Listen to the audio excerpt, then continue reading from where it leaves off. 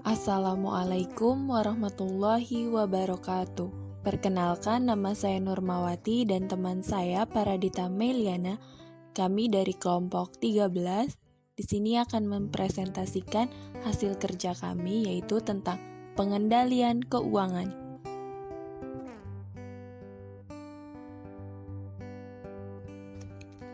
Pengertian pengendalian keuangan. Pengendalian keuangan merupakan upaya yang dilakukan agar investasi, alokasi biaya, dan perolehan laba berjalan sesuai dengan rencana perusahaan.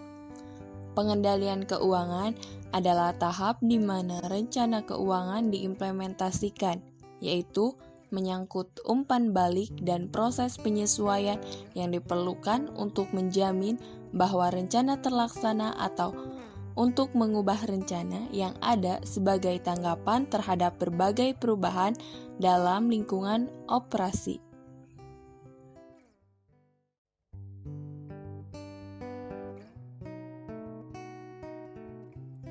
Pengendalian keuangan menurut para ahli.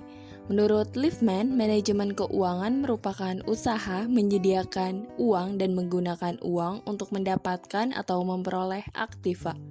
Menurut Erlina S.E., manajemen keuangan merupakan manajemen terhadap fungsi-fungsi keuangan. Fungsi-fungsi keuangan tersebut meliputi bagaimana memperoleh dana, raising of fund, dan bagaimana menggunakan dana tersebut, allocation of fund. Menurut Prawironegoro, manajemen keuangan yaitu aktivitas pemilik dan manajemen perusahaan untuk memperoleh modal yang semurah-murahnya dan menggunakan seefektif, seefisien, dan seproduktif mungkin untuk menghasilkan laba.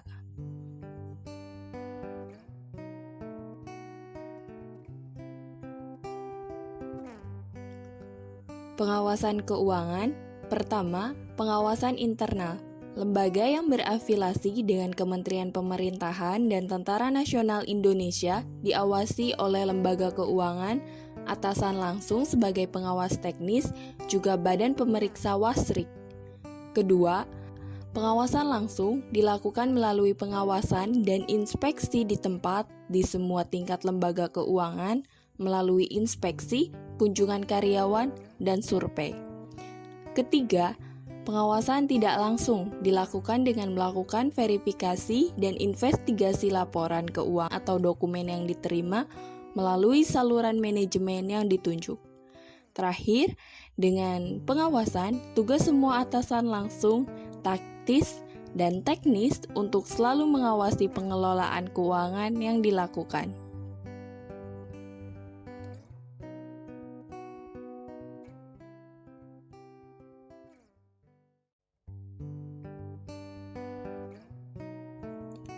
Fungsi manajemen keuangan.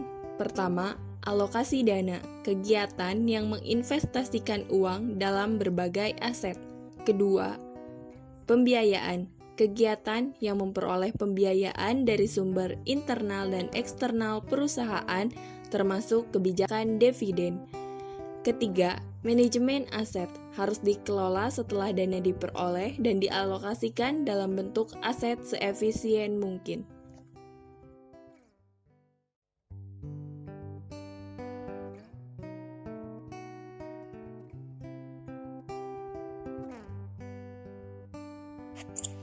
Prinsip manajemen keuangan. 1. Sistem dan kebijakan keuangan dari organisasi harus konsisten dari waktu ke waktu. 2. Kewajiban moral atau hukum yang melekat pada individu, kelompok, atau organisasi.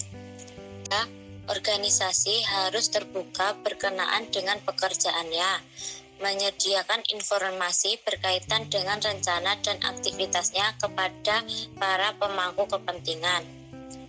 4. Agar keuangan terjangka, pengeluaran organisasi ditingkatkan strategik maupun operasional harus sejalan atau disesuaikan dengan dana yang diterima.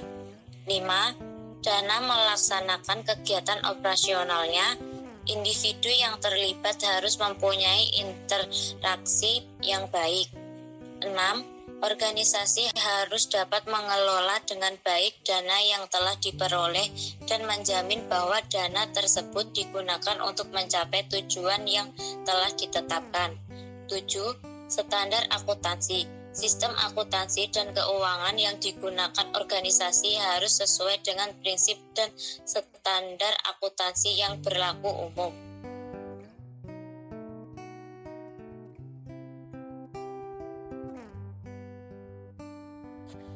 Ruang lingkup manajemen keuangan. 1. Keputusan pendanaan.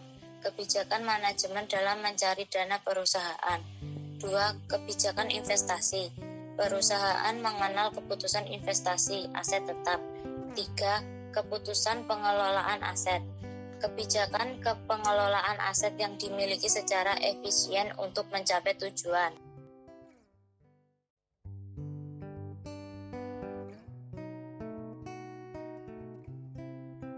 Aktivitas manajemen keuangan. 1.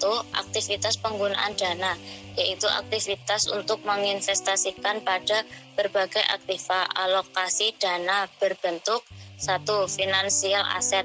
Aktiva finansial yaitu selembar kertas berharga yang mempunyai nilai pasar karena mempunyai hak memperoleh penghasilan, misalnya saham, sertifikat deposito, atau obligasi. Kedua, real aset. Aktivitas real yaitu aktivitas nyata seperti tanah, bangunan, peralatan. Yang kedua, aktivitas perolehan dana yaitu aktivitas untuk mendapatkan sumber dana baik dari sumber dana internal maupun sumber dana eksternal perusahaan. Ketiga, aktivitas pengelolaan aktiva yaitu setelah dana diperoleh dan dialokasikan dalam bentuk aktiva, dana harus dikelola seefisien mungkin.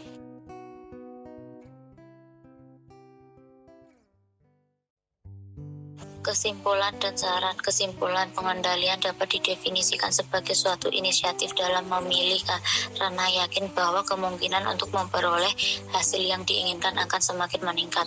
Suatu sistem yang komparatif atau pengendalian dapat ditemukan pada perencanaan operasi dan kegiatan umpan balik organisasi.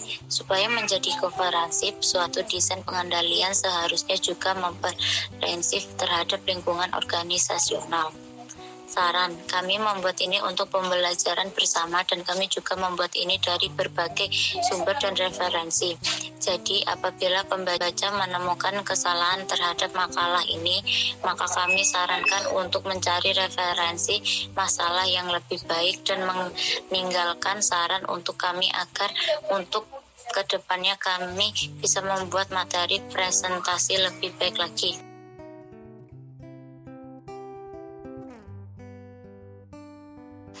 Terima kasih.